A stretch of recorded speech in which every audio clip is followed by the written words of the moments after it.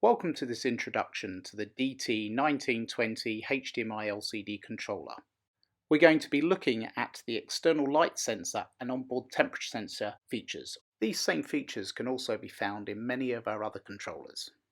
We will use the TCP/IP serial utility, which can be downloaded from our website to make these changes.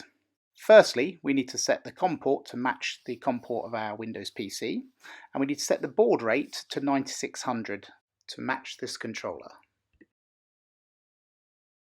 Clicking the Connect button will connect you to the controller. You can see the data being sent to the controller on the right hand side in the command log. Once connected to the controller, the utility will tell you the model number of the controller and the firmware version it's using. The temperature from the onboard sensor is displayed here in the utility in centigrade. Let's take a look at how you set up the light sensor. Click Tools, click Light Sensor Settings, and then drag the box to the place of your choice.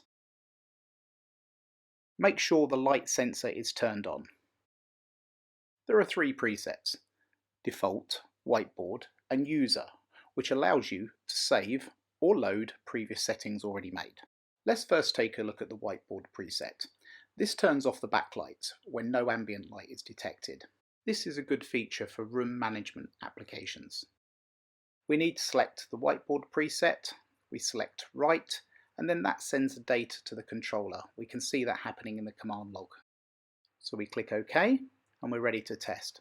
So we place a hand over the sensor, simulating that the lights have been turned off, the backlight goes off. So we try once again. We place a hand over the top of the sensor, so lights are off, and the backlight goes off. Next, let's look at the user preset. I've already created a three-step example. So we click the folder icon and we locate the file that's been saved. It's in a format which is a .lsv format. Here it is, the three-step light sensor test. So I click OK and I'm ready to write that to the controller. And again, it's showing in the command log with the data being sent. I then click OK and now it's ready for testing. In this three-step example that I've created, there is off, demonstrated by my hand covering the sensor.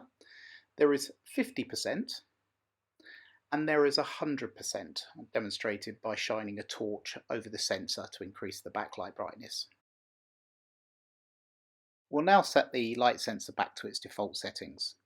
So we'll click Default, we'll click Write, and then the data sent to the controller, as we can see in the command log. We'll click OK, and then that's reset.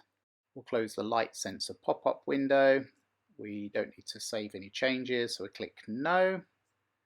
And then we need to disconnect the controller as we're ready to close the application. I'd like to thank you for watching. I hope it's been useful. If you have any questions, please contact your local Digital View office.